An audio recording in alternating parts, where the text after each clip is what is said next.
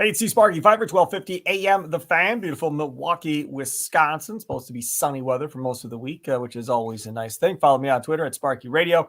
Our guy, Nathan Marzion, has returned from the woods in northern Wisconsin to join us as well. Follow him on Twitter at Nathan Marzion. How was the weekend getaway, Nathan Marzion? Rohan Kadi filled in for you. Did a great job from the Eurostep podcast. I appreciate him once again coming on. If you missed it, go check it out on your Odyssey app or wherever you download your favorite podcast app. So what you do, Nathan? Anything fun? Just a lot of fishing. We always do a lot of bass fishing, a little bit of muskie fishing up there, and didn't catch any big muskies or anything. My dad caught a baby one, which was funny. But we had some luck with bass. But yeah, it was a good time. Just saw some family. Muskie fishing is not easy. No, it is not. Thing. My grandpa loved muskie fishing, but it was not an easy thing to do. Yeah, I love it. I mean, I could do it all day, even though we're not getting anything. It's like just the thought of, okay, like this could happen at any point. And I've caught a few muskies in the past, and it's worth it when you do catch one, you know. And it's very similar to wishing and hoping one day the Bucks could get a superstar, and then eventually it happens. And Giannis is kind of like the Bucks muskie.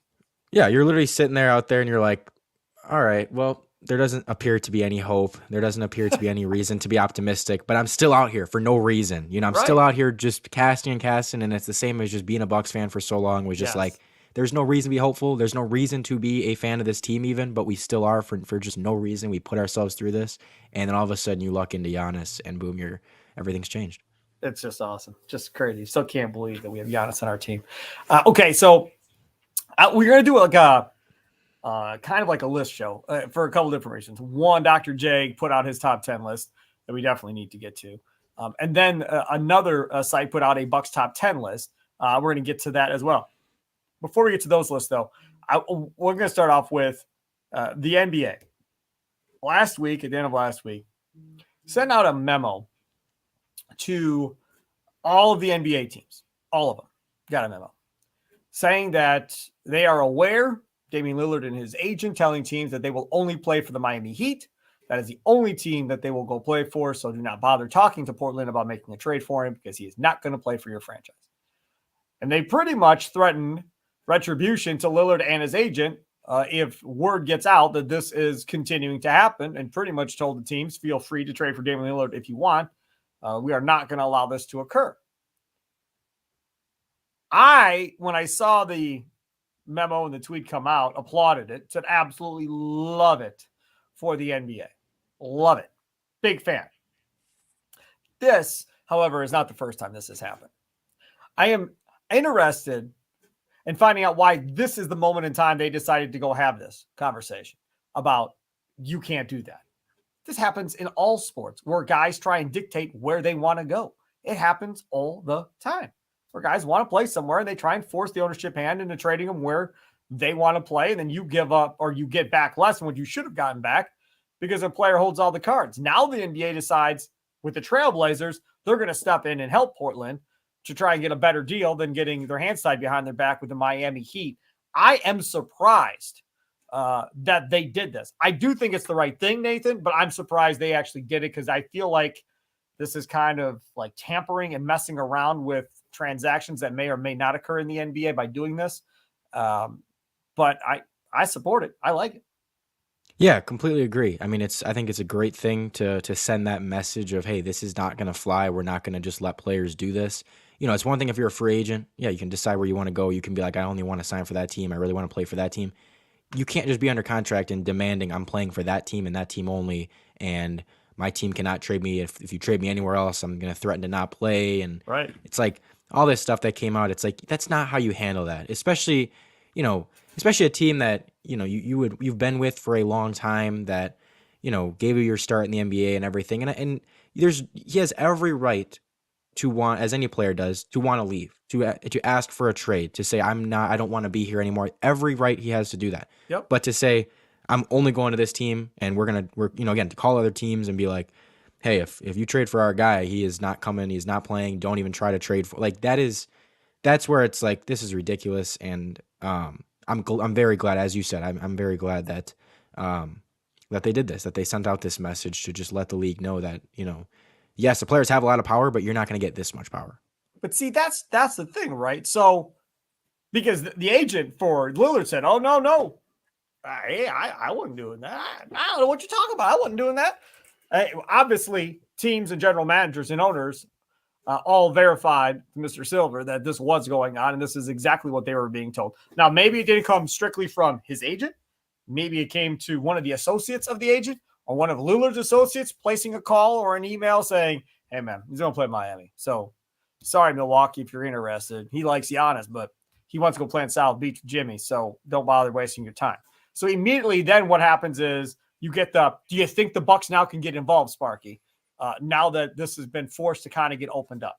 I don't think the Bucks have any interest in getting involved in this, Marzion. What say you?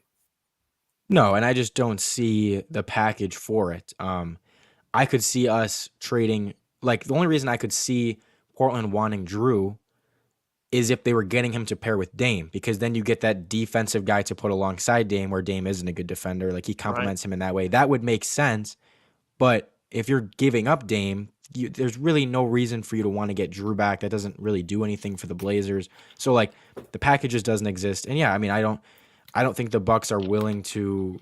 I don't know, if the Blazers wanted Drew plus Chris plus picks or whatever. I don't know what they would need. What about the 83-point man, Marzion? I mean, it might just be Marzion straight up for Damian Lillard now, Marzion.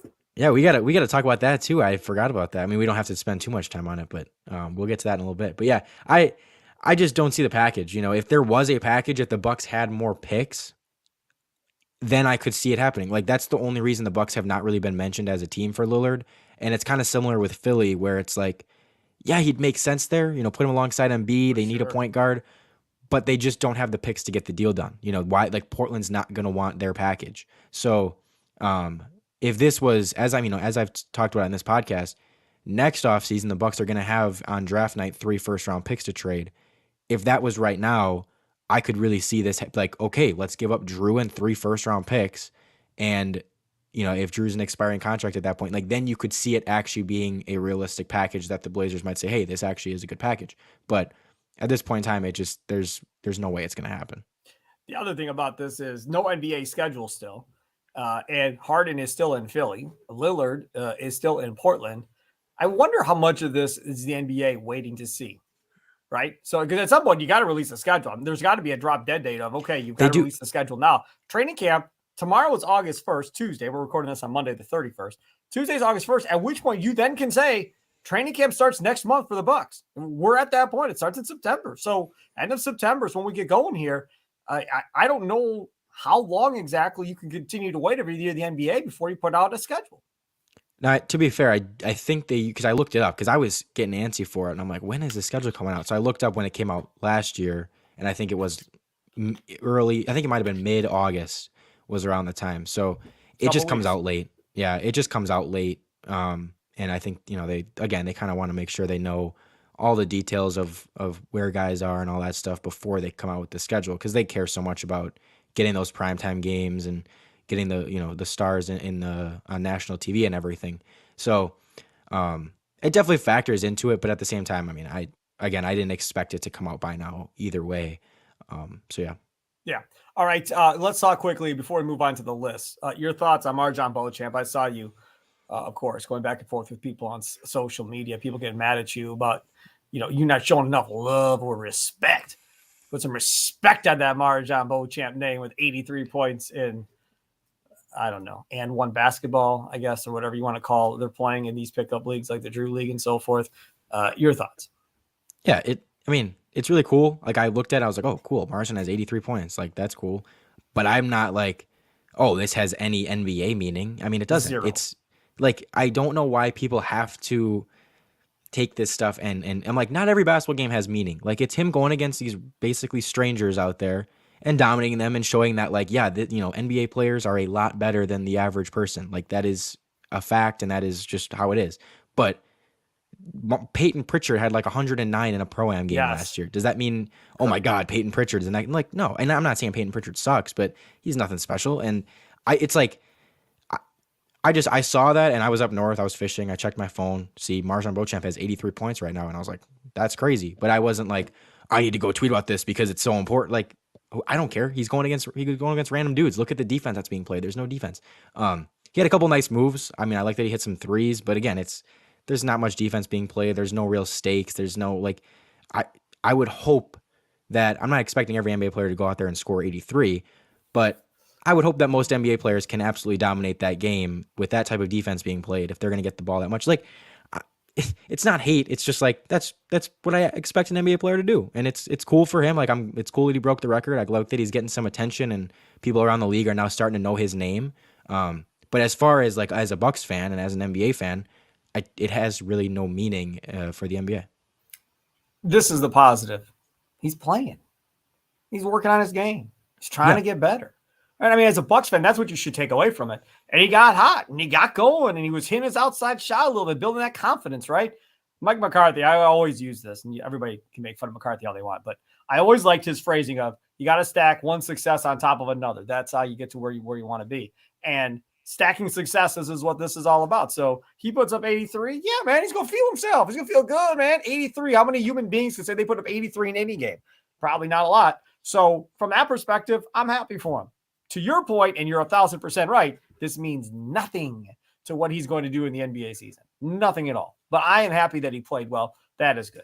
And then meanwhile, you've got Giannis, who's in like China and Africa and Greece and all over the place, playing with kids on basketball courts outside from one country to the next. That's also a pretty cool thing to kind of see on social media as a Bucks fan, because I think right now Bucks fans are, if you're not a Packer fan or a Badger football fan, you're kind of lost right now. Like, what?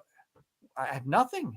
Nothing. I mean, the Brewers, okay, fine. But other than that, you kind of got nothing at this point to feed what you have. So that's why when a Marzion Beauchamp does something, Bucks fans go nuts. Oh, Bucks stuff. We finally got something to talk about, and it's positive Bucks stuff. I think that's kind of why everybody went crazy with it, because there's simply nothing going on otherwise. Yeah, for sure. I mean, it's just one of those things where, like, yeah, as you said, nothing's going on, and it's like, oh, we have something to talk about, and you know, I'm not saying people can't be happy about it and excited about it, but it's like to take any type of meaning as far as for the Bucks next year, and like to take any type of meaning away from it that way, to me is like, okay, what are we really doing here? Like, we can just say, oh, this is fun and this is cool, without actually being like, oh, look, he's gonna take a huge leap. This is proof of, like, okay, like it's a game against, you know, random strangers. Let's chill out. All right, let's move on to the Dr. J list. Which is very, very interesting.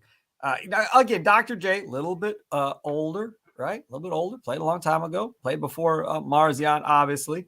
And this was Joy D'Angela, I think is her name, podcast or whatever. And she was sitting with Dr. J in the video as he's going over his top 10 players of all time. Now, this is in no order. Pay attention at home. Bill Russell, old guy. Wilt Chamberlain, old guy. Jerry West, old guy. Oscar Robertson, Mr. Triple Double, old guy. Elgin Baylor, yep, he was a long time ago too, played a long time ago. Kareem Abdul-Jabbar, closer. Nate Tiny Archibald, old. Yep. Let's see here. Now we got to go to the next level of youngness. Michael Jordan, okay, a little bit younger, right? Him and Jabbar intersected a little bit there. Magic Johnson, Karl Malone. That's the 10. No Bird, who would have fit in that list if he wanted to. He went Tiny Archibald. And I think there's some rift between Bird and him or something along those lines. I don't remember the exact story, but I think there's something there. And he made clear, because she right away was like, no Steph, no LeBron. And he's like, they're not done playing. I'm only giving you a list of top 10 players of all time whose careers are done. And I'm not going to judge anybody's career until it's officially done. Start to finish, then I'll have that conversation. My thing about top 10 lists, including Dr. J's, you are a prisoner of the era that you are in, is my belief. Whether it is a list for quarterbacks in the NFL, running backs in the NFL, baseball players, pitchers, whatever. You are a victim of the era that you live in. That is what you know. Yes, I can YouTube and watch Dr. J highlights. Yes, I can YouTube and watch Kareem Abdul-Jabbar. Now, I watched Kareem Abdul-Jabbar and Dr. J. I'm just saying, if I was younger, like Marzion, I could YouTube and watch that. Or they used to have ESPN Classic, by the way, which I'm really sad that they got rid of that because it really was a great thing for people that didn't get to watch all the old timers play, like Jerry West. I didn't watch Jerry West play, but I was able to watch it like on ESPN Classic when they would run those games back. So that kind of stunk that they got rid of that. But NBA TV from time to time will show old basketball games that you can watch that way. So for me, I don't necessarily agree with the list, obviously. But again, prisoner of the era that he played in. And really, you can put Dr. J on the list instead of Tiny Archibald. And, that would be very self-centered and egotistical, obviously. But Jordan would put himself on the list. And I'm pretty sure Russell and Chamberlain would put themselves on a list. Obviously, it passed away. But Jerry West would put himself on a list. I'm assuming Oscar Robertson would put himself on the list. Jabbar definitely would. Magic probably would. Surprised Dr. J didn't do that. What say you, Mr. Marzion? Yeah, everyone for sure thinks that their era was the best. And, the guys from the 90s will say this was the most physical and the toughest era. And the guys now will say, well, no, this is the most talented era and all that. And everyone's naturally going to believe that the era they played in was the toughest, the best, and the guys from that era are the best. Like, that's just how you are. It's a pride thing of like, you don't want to sit there and be like, well, back in my day, the league sucked, so that's why I dominated. Nobody's going to say that. No. And I actually didn't know that he said the part about he's not going to judge anyone before their career's over. Because I was like, how can you leave off LeBron? Like, I can see leaving off Curry even. I can see leaving off maybe a Duncan. But like, and Duncan's, I mean, he's not playing anymore, but that's not as much of a terrible miss as not having LeBron. But I didn't know that he said that. I think, these things are always so hard too, because are you judging the player? The question is always, well, do you just judge them in a vacuum, or do you judge them compared to their era? Do you judge, okay, well, Bill Russell was like the Bill Russell and Will Chamberlain like absolutely dominated their era, but the era wasn't as strong. So when you actually compare them as basketball players to some of the guys today, okay, maybe these guys are better, but they didn't dominate their era the way Bill Russell and Will. Like, it's just hard to judge because it depends on your criteria. It also depends on if you value longevity or if you value peak. If like, there's just, you can value different things and come up with different, lists based on that. But can I intersect here and just interject here quickly? Yes. So if people don't know, Marzion here is a Cubs fan. Don't hold that against him. He's a really nice guy. But I was listening to the Cubs game. Were they playing the Brewers? I don't know. I had the Cubs game on because the 7-year-old wanted to listen to it because he's a Cubs fan. You can hold it against him. But the 7-year-old, we were listening. And there was a ball hit to the right side of the infield. And it got picked by the second base by Nico Horner, picked it up, made the throw out. And Coomer started laughing and said, when Tony Gwynn hit that same ball, it was a base hit to right field when we played. Because there was no second baseman that could get to that ball like he can and others can today.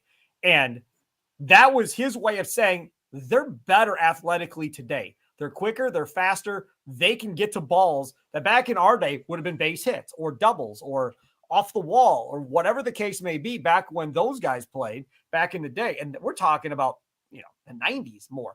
We're not even talking about like the 80s, going back even another generation, or the 70s, as far as the type of shape and athleticism that they had back then. Athletes are bigger, faster, and stronger. And when you have youth athletes, whether it be basketball, football, or baseball, that are coming up, right? They're trying to get through high school or whatever. All these coaches all say the same thing: bigger, faster, stronger. That's your goal in the offseason. Go do it. That's what they want. And that's what you're seeing now. So to what Marzion said, as far as, yeah, these guys are completely different than those guys that they played. And that's when you get these dumb comments like JJ Redick had as far as who they were playing versus who these guys are playing and so forth. But dominance is dominance still in your era. You were dominant at that level. And Chamberlain was dominant at that level. And we really haven't seen anybody dominate offensively the way he did in his era versus any other era since then, to be honest with you, if you're going to talk about who dominated their eras the most and where they would be on a top 10 list. Yeah, because it's always like, oh, whoa, look who Bill Russell played against. And like, I'm not saying you can't use that to knock him a little bit, but at the same time, you're like, but that was the NBA. This wasn't like, that was the best. Those were the best players. He can't help that he was like just that much better than everyone else and that he played against those type of guys. He was that much ahead of his time in terms of athleticism, in terms of skill, in terms of basketball ability. And so you have to use that for him a little bit of like, man, you were that good in a era where nobody was even close to that good. And it's the same with people now watch these Jordan highlights of him making these crazy layups and dunks and stuff, and people are like, oh well, half the league can do that now. But nobody did it back then.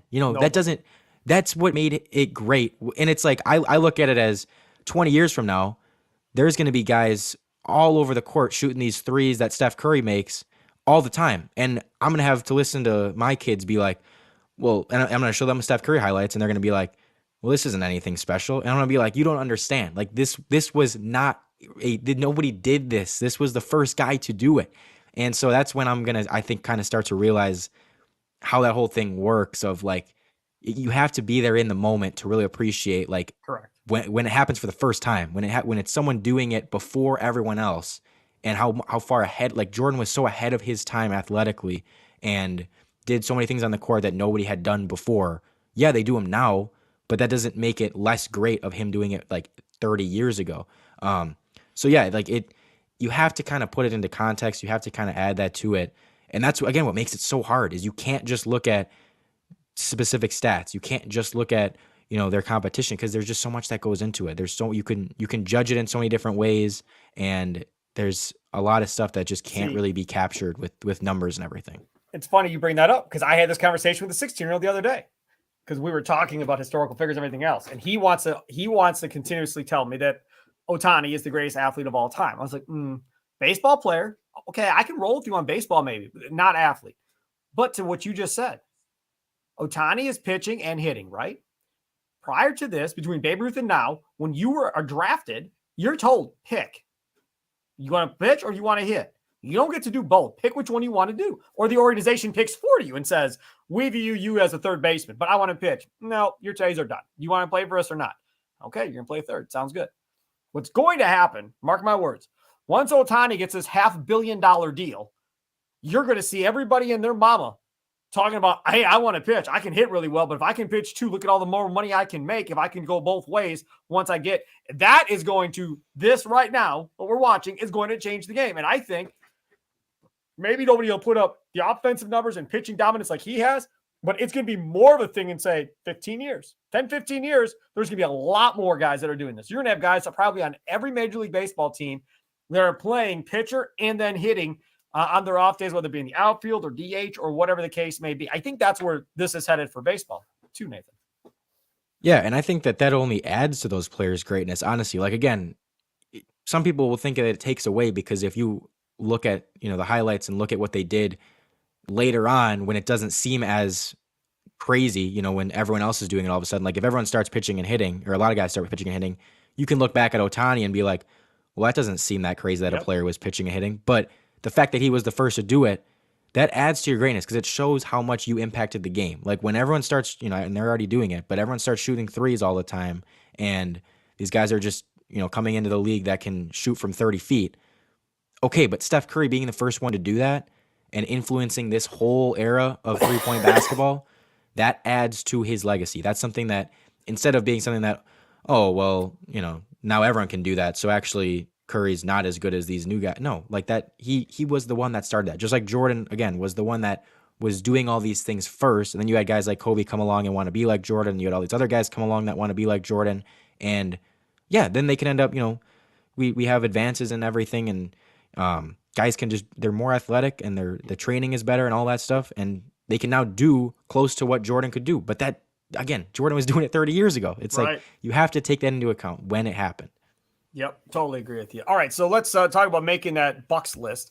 And the website, clutchpoints.com, put together a Bucks 10 greatest players of all time list after this Dr. J list came out. And I would assume that a lot of these blog sites probably did top 10 lists going off of their team and so forth, because the Dr. J thing caught fire on social media and blew up.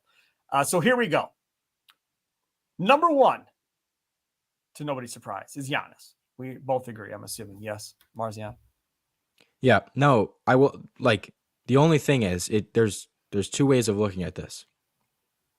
The greatest Buck ever, or the greatest player to ever wear a Bucks uniform. Because in terms of who's the better player all time, Kareem Abdul-Jabbar is better than Giannis. So you could say, well, Kareem is the best player to ever wear a Bucks uniform. But in my mind, I mean, if you're just talking about who's the greatest Buck ever, that's Giannis because he's been here longer. He's just done more for the franchise. I think like it's Giannis definitely to me in that sense. But if you're just talking about best player to wear the uniform, it's Kareem. As of right now. I don't know. I don't know. I mean, Kareem, like again, I'm just talking about like, yeah, you know, Giannis has accomplished more with the Bucks than Kareem did with the Bucks for sure. No. I know what you're saying. You're saying if we put a top 10 list together, Jabbar would be in front of Giannis probably. Yeah, Jabbar is like third. Giannis is probably 15th. You know, I mean, okay. So number 2 on this list, Kareem Abdul-Jabbar. So there you go. He's number 2. Okay. Number 3, Oscar Robertson. I have no beef. Yeah. Yep. Number 4, Sidney Moncrief. Anybody you're thinking should be in front of those 4 at this point, Marzion? All right. I don't know if you're going to get mad at this. I'm not going to get mad. It's your opinion. As long as you don't say like Marty Conlon or something, I'm fine. Chris Middleton. Okay. Explain yourself. Go ahead. I mean, obviously won a title. Has been a multi-time All-Star. All-NBA guy. I think he's accomplished and has kind of had similar numbers and accomplished similar things as guys like, you know, Moncrief and even Marcus Johnson did with the Bucks. And those guys were, I mean, this isn't taking anything away from them. Those guys are awesome players. But I think he's accomplished similar stuff while also having the championship. That to me puts him over the top. Moncrief doesn't have the championship. Between 82 and 86, he made 5 consecutive NBA All-Star teams. Also named to the All-NBA first team once, All-NBA second team 4 times during that time frame from 82 to 86. During that period, he also made the All-NBA first team defense 4 times and the second All-NBA first defense second team 1 time, and was named the Defensive Player of the Year on 2 occasions in that stretch of time. That's some record. One of the best players in the league for an extended period, and with 10 Buck seasons under his belt, Moncrief will be hard to dislodge from this top 4. He actually, I'll put him above. I'll put Chris slightly behind those guys. Okay, so those 4 Chris has the 3 All-Stars, but he actually All-NBA. No, he hasn't been all. I thought he had been on third team at one point, but he hasn't been All NBA. He's been very close. The fact that they were first team All NBA and second team multiple times, I'll give it them. You know, again, the championship gives you something over those guys. Like that definitely closes the gap. But I guess that's not enough to put him above him. So I take that back. Number 5, Bob Dandridge, baby. Obviously, he was on the championship team. Obviously, we remember that. Dandridge averaged 18, 8, and 3.5 assists that year. And by the end of his career, he had compiled 9 seasons with the Bucks, which bore similar numbers. With 3 All-Star appearances at his time with Milwaukee, undoubtedly deserves his spot in the top 5 Milwaukee players of all time. Here, I think you can have the argument of Middleton versus Dandridge. I think here is where you can have the conversation of maybe Middleton is 5 at this point, maybe. Because 6, I think, is a better player than Chris Middleton, but he is 6. Marcus Johnson. Yeah, I think I'll put, as I was saying before, I'll change my mind and I'll put Moncrief and Marcus slightly above Chris, but Chris above Dandridge. Yep. Okay, fine. Moving on to number 7 on the list is Chris Middleton. So he was relatively close to right where you had him. Number 8, TC, Terry Cummings. Cummings averaged 19, 7.8 rebounds, 2.3 assists per game, racking up a couple of All-NBA and All-Star appearances in that time. Let's see. So that was TC. I love Terry Cummings when I was a kid watching him play. Number 9, Ray Allen at number 9. Thoughts on Ray Allen at 9? It's a tough guy to really peg on this list because he wasn't here. You know, he didn't stay long enough and accomplish much. You know, they had that 1 year in 01, but it's like, it's hard to really, you know, if he had stayed here a little bit longer, then yes, you could really argue for him to be closer to the top 5, but it's like, I don't have a problem with Cummings over him. I mean, I think they're very close, neck and neck. I think they could go either way. Number 10, I'll give you 3 guesses. 3 guesses. Take your shot. Number 10 on this list, if you don't have the list up and are cheating. Number 10. Go ahead. I don't have it up. I think, he hasn't been here that long, but I think there's a case to be made for Drew. You're a jerk. You saw the list. Drew Is it Holiday. him? Let's Yes, go. Drew Holiday at 10. He's all excited. Drew Holiday at 10. Yeah, I don't know, man. Like, I just think when you look at how good he is defensively, combined with winning a title, I think that you automatically have a case to be in the top 10 just based on that. I struggle with McLaughlin not being on the list when he is Mr. Milwaukee Buck.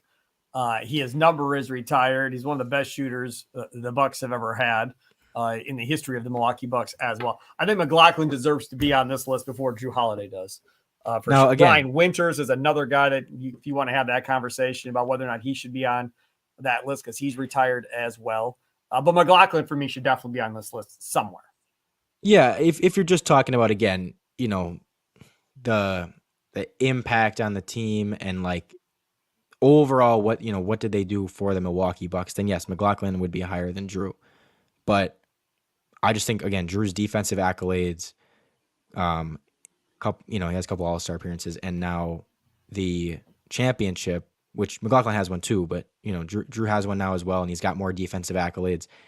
I think just strictly as a player, you could put Drew over him. But as you said, in terms of being Mr. Milwaukee and everything, and more important to the franchise, from its beginning, then yeah, it would be McLaughlin. Yeah, no doubt about it. And so that's something to consider as well when you start talking about this is length of time that they're there. And how much of that should that factor in when you're putting together a list? If a player is with the team only with 3 or 4 years, does that player belong on a list? For instance, the Lakers say they're retiring LeBron James' jersey. They said it's a done deal. That's happening. They're retiring his jersey. When LeBron James is done playing, how will he be remembered? What jersey? I think Cavs. Right. You can't even say that for certain. Because Miami, what he did there. The Lakers, I would say Cleveland. I agree with you. But it'll be interesting because he's been so many different places of how people will actually remember this dude. Kevin Durant, how's he going to be remembered? I don't know. I think of him as the Thunder. Me too. But that's also just me growing up watching him. Like, that's what I knew him as. And then kind of since then, it's been hopping from team to team. But I like LeBron. To me, it's Cavs because that's where he started and it's where he won his most important title. So like that's why I would say Cavs for him for sure. Yeah, no doubt about it. And I don't know. For me, it's LeBron, and for Cleveland, like you said, and Durant with the Thunder. That makes the most sense. I want to ask you who just kind of off the top of your head, your top 5 to 10 of all time. Try to put it in order if you can. Players in the NBA history or Bucks? NBA history. Oh, well, back to that NBA history list. I still think Jordan is 1. Okay, good. So I would still be Jordan 1. I think LeBron would be 2.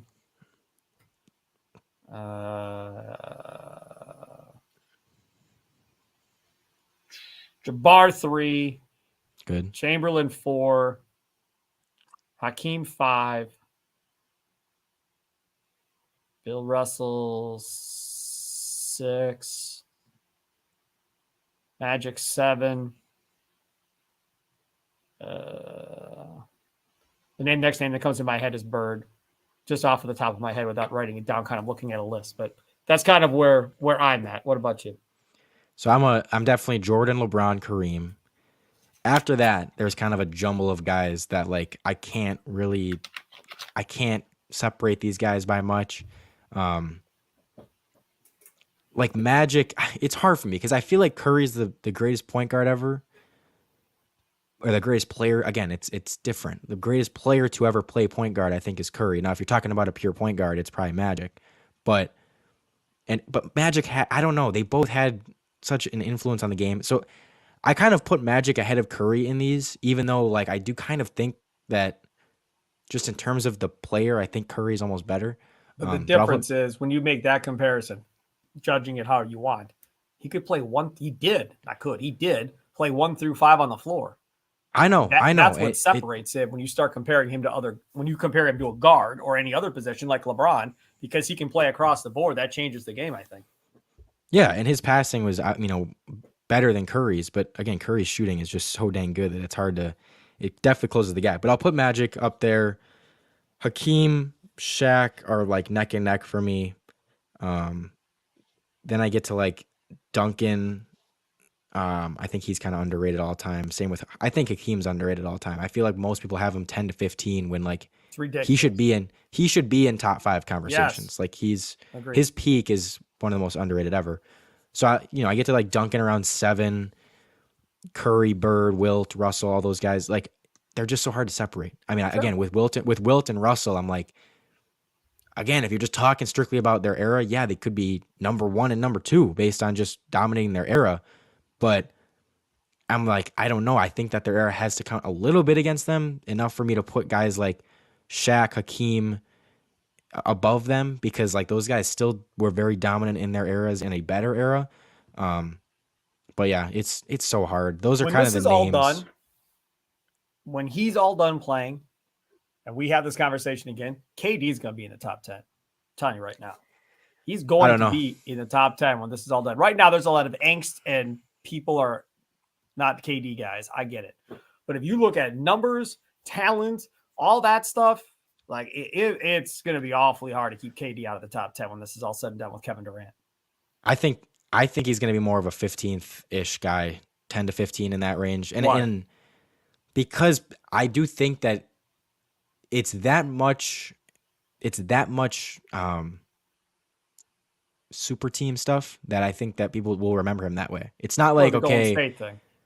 The Golden State and Brooklyn and now the Phoenix, like he we're going to look back and say he never won a ring where he was like far and away the best player. Giannis's one ring, in my opinion, and I think most people would agree, Giannis's one ring is a far more meaningful in terms of legacy ring than any of KD's. Agreed. And it's just like, I just think that will come back to bite him. I think people will always look at him as like, one of the best scorers ever. But just all time, it's hard to put him on these lists because he always needed the help and because he always was going on the super teams. And, leaving for Golden State was the, biggest snake move in NBA history. And so. But see, now LeBron doesn't get that same beef. But LeBron, here's the thing. LeBron then, I had that beef with LeBron until he won it in 2016. And then you're like, okay, the dude has carried a team to a ring. True. Without a ton of help.